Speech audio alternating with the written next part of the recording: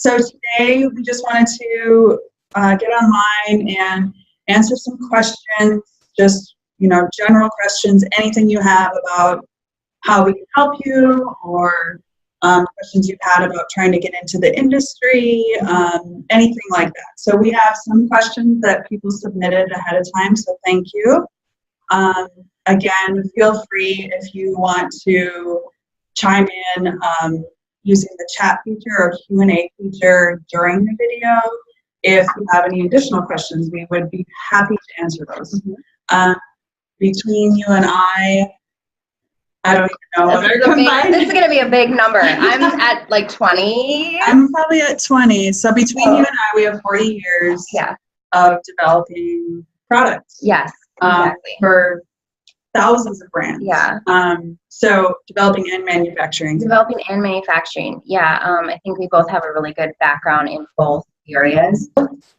We got a question from Jean Duche, and I'm sorry if I am slandering your name, but that's the best I can do.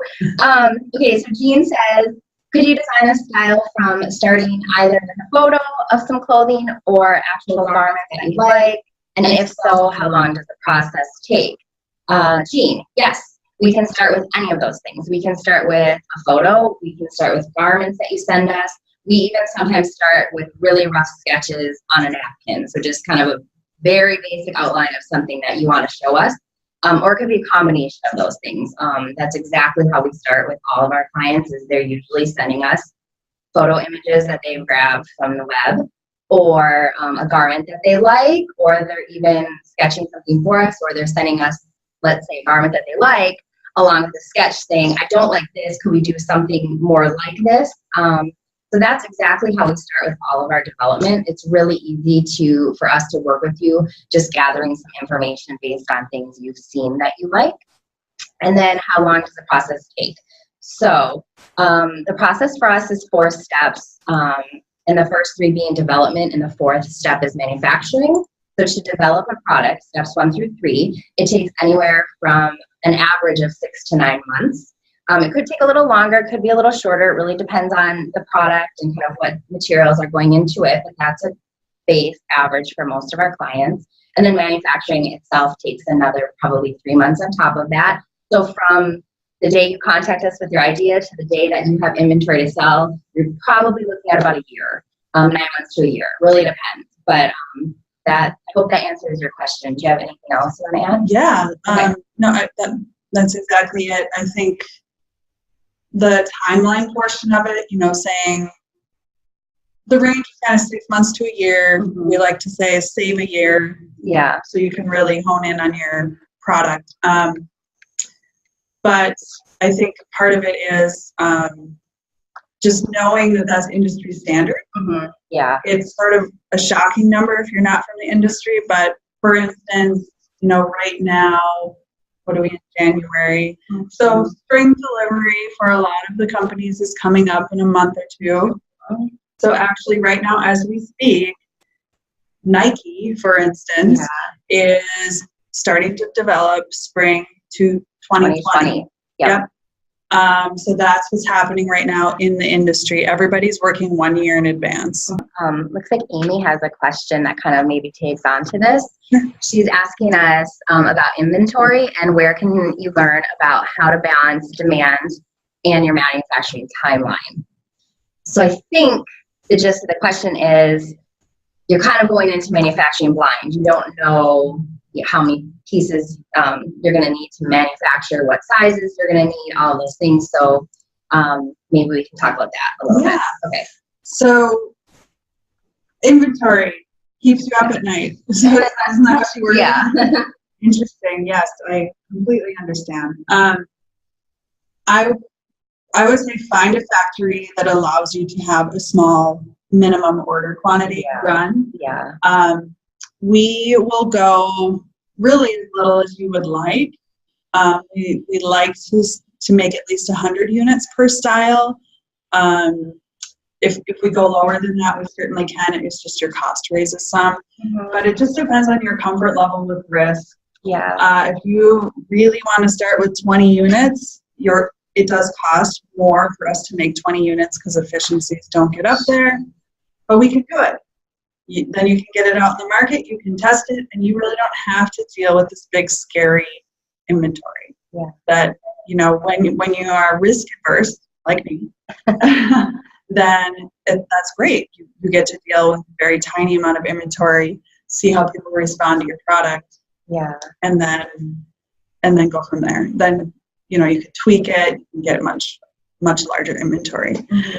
We have another question from Lisa Berry. So if I want to launch for Christmas 2019 and I have designs and a business plan, is that timeline still doable?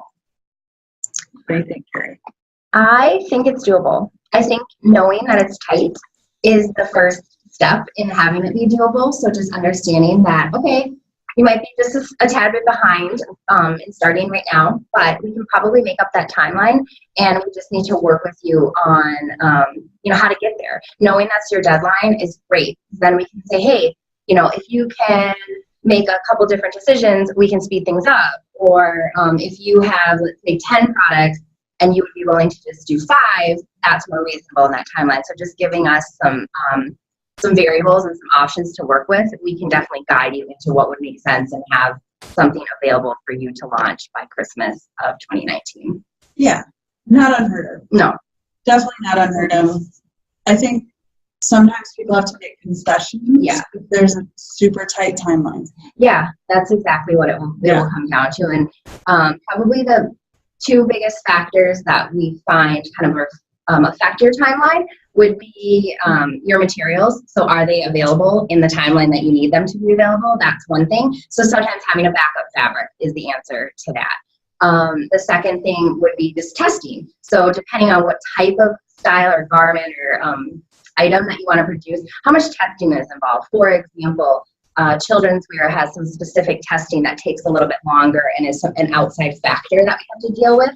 So just knowing that there are some things that we'll have to work on and talk about, I think, are the biggest keys. Mm-hmm. Yeah, totally doable. Yeah. Do we have a question from Instagram? Yeah, we do. What fabrics do you work with? What fabrics do we work with? What fabrics don't we work with? No, I'm just kidding. That's a better question, right? Yeah. No, that is a better question. Yeah. So if we can flip your question around, and say what fabrics we don't work with. Yeah. Leather. Right. I don't know if you call that a fabric, but yeah. We don't work with denim mostly. Mostly. Yeah. Meaning we don't make 5-pocket jeans, that kind of, jean jackets, that kind of stuff. Those are the main two where we're just like we don't have that skill set and machinery. The machinery setup is quite different, so that's kind of the limitation for us there. We do development with those items, so I do want to kind of preface what Mindy said by saying we have developed denim items. We just didn't necessarily do the manufacturing of those items. We don't really do like silk or like fine fabrics. Like that's true. We did kind of what you would think of maybe as like bridal or formal. We don't really work with those either. Absolutely. So things we don't work with: denim, leather, and formal wear. Yeah. And then everything else is like game. Yeah. Game on. Amy asked if we would work with a stretch woven. Amy, yes, all the time, every day. Absolutely. Mm-hmm. Okay, one more question from outside, or pre Q&A. How do you determine the wholesale price and retail prices? For example, great question. For example, if a design costs $30, $300. $300. Sorry. If the sample costs $300, to complete a sample, and a different cost for production, how do I decide on the selling price? Yeah. Okay. Do you want to go take this one? Yeah. So there's 2 parts to this question: development costs versus retail selling costs. Those are 2 different things. So I'm going to clear that up right away. So, you come with an idea for design, and it does cost quite a bit of money to get, your prototypes made, to buy your sample fabrics, to test it. So that's one cost, and that's a little bit different than your retail selling price. And so that's just kind of something you have to invest to get going. I suppose you could think about maybe amortizing that cost into your retail price, but for the most part, we just kind of lump development costs as a separate thing. So she's asking if the 300 sample price is part of figuring out the retail price, and not necessarily. That's just its own cost. But in order to figure out a retail price, what you need to know is you need to know the cost of your materials. So the amount of fabric and the cost of that fabric in each garment. You need to know if there is a zipper, how much does that zipper cost, how many buttons are in it, how much do those cost. So add all those material costs together, and then add on top of that the labor. So meaning the time it takes to sew it and cut it and get it ready for you. That will give you your cost of goods, right? So that'll just be your base price. And let's just, for easy math sake, say your cost of materials and your labor equal $25. That means your wholesale price needs to be doubled, and it needs to be $50. So you need to sell it to a store for $50. That retail store is going to mark it up again and sell it to their customer for $100. That makes sense? Mm-hmm. Yeah. Yep. Okay. So I always describe it as times two. Yeah. So again, for easy math, if your cost per piece is $25, you just times it by 2. And that's how you sell it to a retail store. I mean, I'm just repeating what you said. Yep. But think about it times two. Yeah. And then times 2 again, and that's what it retails at. One thing I think to note is if you are going to directly retail, and if you, so let's say you manufacture your goods, it's $25 a piece, and then you're not going to wholesale, which means selling to a store that sells it, but you're just going to sell like on the web directly to a consumer. I still think it's good to leave a cushion like you were wholesaling it, meaning you would pay $25 a piece, then go times two, and sell it for $100. If you can, leave a cushion for that, because if somebody does approach you from a retail store and does want to carry your product, you have some margin built in there where you can do that.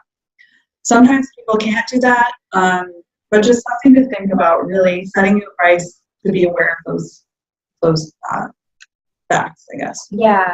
Do you want to talk a little bit? It came to my mind that, setting your price on 100 quantity versus like 1,000 quantity.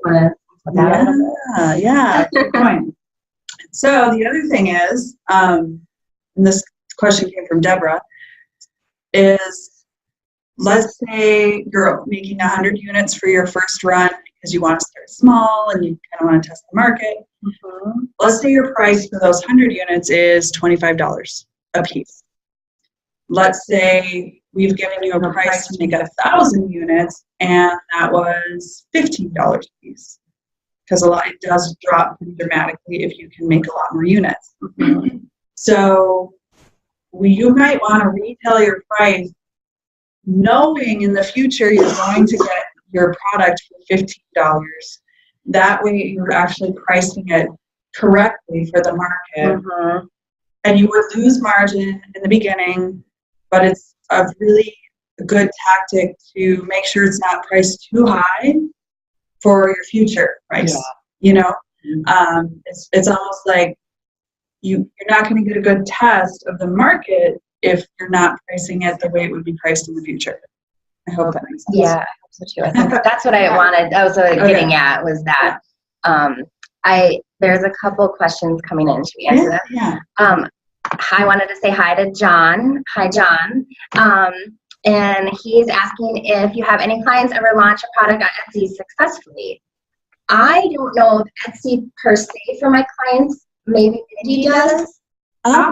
We generally work the opposite way. Yeah.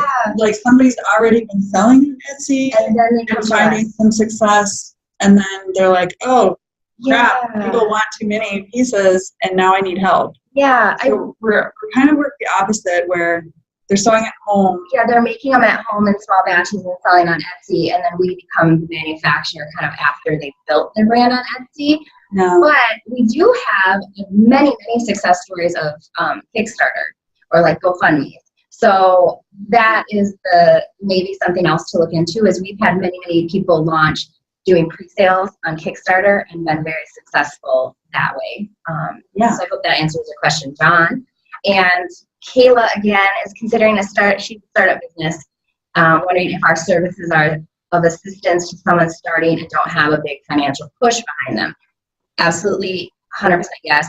That's who we work with all the time, is people like you just starting and they don't have, big backers or financiers or anything. They're just usually people doing this kind of in their spare time with their own funds. So yes, absolutely. Yeah, and we do have different ways you can get started. We can get you started with the conceptual package, which is just really honing in on exactly what your products are going to look like.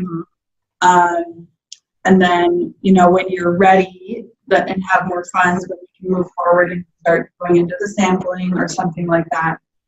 We also have everything set up on monthly payment plans.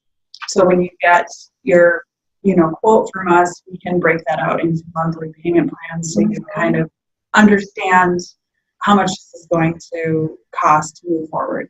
But as far as working with startups, that is, what we do, a lot of what we do. Okay, we got a few more questions. Shatia, I think is your name. So Shatia says, are you capable of working with designers who will make structured blazers and bandage dresses? Not actually our specialty. Yeah, I have done some work with some somewhat structured blazers in terms of development.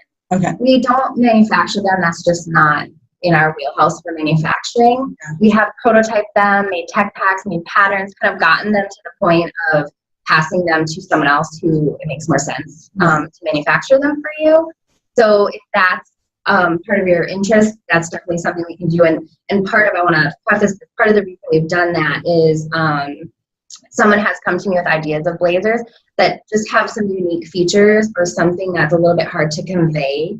So we've kind of taken that part of the project on in terms of like interesting pocketing or different vents or just a different shape altogether, help them figure that out in terms of like a rough draft pattern and prototype.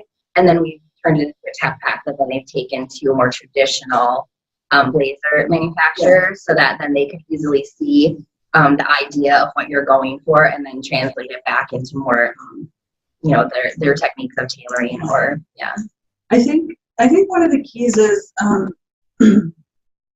when you're working with a manufacturer who isn't designed to work with startups like we are, that's what we are, why we exist. Yeah. You want to go to that other manufacturer with a really tight, neat package of a sample. This is what I want it to look like. This is the tech pack. These are the patterns. And then that factory is going to be 1,000 times more willing to work with you. Yes. So for things that are not in our wheelhouse for manufacturing, like Carrie was saying, but we can still help you with development. We can put together all of the fabric sourcing, the sample, the tech packs, the patterns, and then you have a package. When you go knock on the door of a factory or contact them via email or whatever, they're just going to be like, oh, this person has their stuff together. I'm going to take them seriously and work with them. Yeah. When you go and knock on the door of a manufacturer who's not working with startups, they're going to ask you, okay, where's your tech pack? Yeah. Tell me what fabric you want me to use. And if you kind of hesitate and you fumble, they're just going to be like, okay, this person doesn't know what they're doing, and they're going to kind of cut off contact generally. So that's just one thing to be thinking about. Yeah. A few more questions. All right, so Jean says, can you provide recommendations on sizes? For example, extra large has hips of X to Y inches, etc. And we can provide info on our female demographics. Mm-hmm. Good question. Yeah. Yes. Do you want that one? Yes, we can help you with this, Jean. We do this all the time with our clients.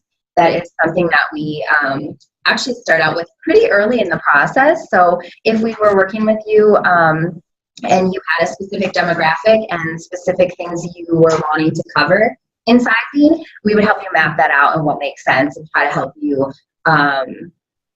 put some parameters on, your product is developed for a person with this size range of hips, and here's how we would go up and down versus, from a large to a medium or large to extra large, whatever that may be. But that's definitely something that we do for everybody, and we do that quite early on in the process so that we are hopefully meeting your core demographic. I know sometimes that's a reason why people come to us in the beginning is because they're creating a product for a specific demographic that they don't see out there.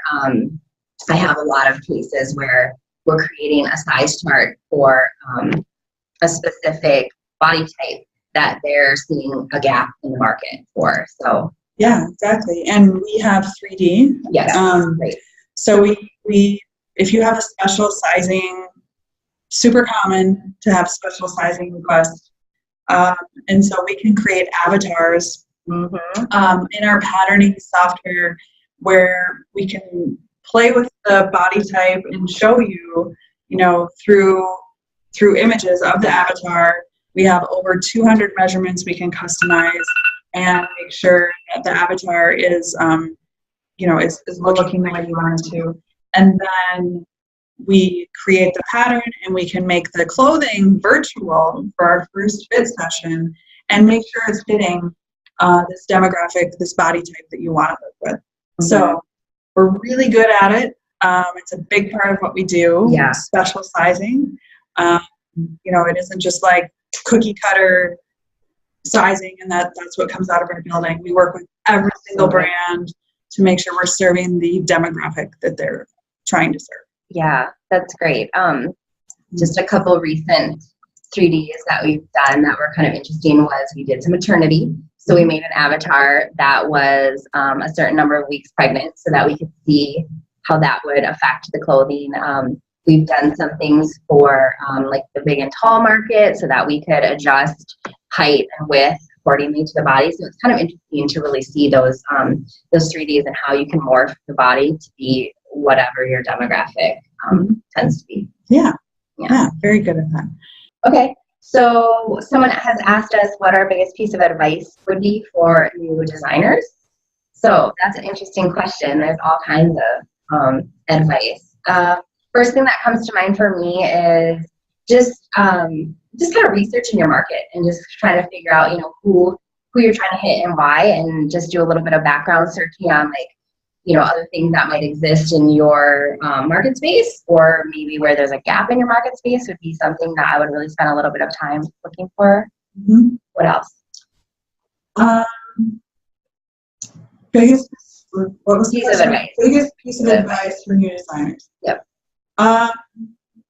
That you're going to have to put as much energy into the product as you are marketing. Yeah, that's a good one. Unfortunately, it's not like if you build it, they will come. Yeah. It's more like if you build it and they don't know about it, they won't come. Exactly right. So we have built some beautiful brands, some beautiful products, and we found the clients that are successful are the ones that actually put a lot of time, energy, and or money into marketing. Because if people don't know that your product exists, it does not magically sell itself. Right. It's just how it is, especially in this day and age with, the internet just being so flooded with so many types of things. So that's my biggest piece of advice. If you love marketing and you're visionary and you have a lot of energy to do the marketing, then I would say your brand is probably going to be successful. If you hate marketing and you love designing, then hire somebody who loves marketing, because your brand won't be successful without that piece. We're going to make your product awesome. We're going to make your product in itself successful, but we rely on you as the brand owner to make sure the world knows about it and sell it. Yeah, I think that's really been key. That's exactly key. I think the other thing that I would say is probably to start a little bit small too. Sometimes I see new designers get really excited and they have ideas for a 10-piece line to start, which is great and that's awesome, and we hope we can get there with you. But you're going to be limited in your funds, and, things are just going to, take some energy to develop. So it's always you're more successful, I find, when people start with 1 to maybe 3 things that they really want as their key starting pieces, and then you can add on from there. It just tends to be a little bit more successful for everyone if you don't overextend your first selection to be too big, and just kind of hone in on that, main couple core pieces. I think that would be something that I would also say that we've had more success with too, with new designers. So start small. Yeah. And you can be really successful doing that. Exactly. Yeah. Sometimes more successful. I think more successful, actually. Yeah. More successful. Because your story is honed in. Yeah. What you're doing is more clear. Right. Like, I am making products for large hipped women, and that is what I'm doing. Yeah. And if you throw in a headscarf, kind of diluting the message. Sort of dilutes the message of what you're doing. Yeah, exactly. Okay, we'll take a couple more questions. I think we gotta wrap it up. I'm not sure, this is from T. I'm not sure if my question is appropriate, but I'll ask. I've searched the internet in regards to fabric manufacturers in the US, but only find a few in California. Do you know where to get this information? I'm not sure there's one magical place on the internet that says that. We wish there was one magical place too. There isn't. You have to do a lot of digging, and I think kind of the truth of the matter is there aren't a ton of them actually out there. There aren't a ton of U.S. fabric manufacturers anymore. I'm glad you found some in California. That's great. That's a great place to start. I do know of some in the Carolinas, in Texas, so you might try to search that just in general. We would be a great resource for you because we have amassed a great amount of connections with U.S. Fabric vendors. I will tell you that the internet is the best place to find fabric. Yeah. The world of fabric vendors is a little archaic, so a lot of times they're not, they don't have websites, or they have websites that are really kind of old and not for today's use. So definitely I would give you the advice of contacting us and let us helping you to search, because we do have some more years of experience doing it, and we have some great connections with that. Other than that, there are sourcing shows that are available. So, for example, there's a big show called Magic in Las Vegas, and that happens twice a year. We'll be there. Yeah, we'll be there. We have a booth. They have lots of potential vendors you could look for. So maybe looking for a trade show in your area. I think there are some smaller, like more local trade shows that happen to maybe in Chicago or just search like textile trade show, maybe fabric trade show, things like that. But yeah, that's a great place to find it. Or come to us. We'd love that. We do offer a lot of different services. Carrie started out today talking about our 4-step process. But we will help people with just little parts of those 4 steps as well. Yeah. So if you, kind of are a DIYer, or you've got other resources, but the one thing hanging you up is fabric, contact us. We'll just help you find fabric. No problem. You don't have to manufacture with us. We'd love it if you stay and you do, but sometimes we just help people with certain parts of the process. Yeah, absolutely. Absolutely. We've done that many times, and it's worked out, I think, for both parties. Well, we've ended up finding the fabric that people have needed, and they've been able to go take it somewhere else, or sometimes they decide, hey, let's continue our work and do the next step. So it just, it depends. You can pick and choose what services you would like our help with. I think it's one of our most bang for your buck services, because you'd probably have to travel to 5 or 6 trade shows, and that's going to be a lot of flight and hotel and entry fees to get to maybe, and that's a big maybe, find what you're looking for. And so you have all those costs, and then our service per fabric, I think, is $6.50 or something like that.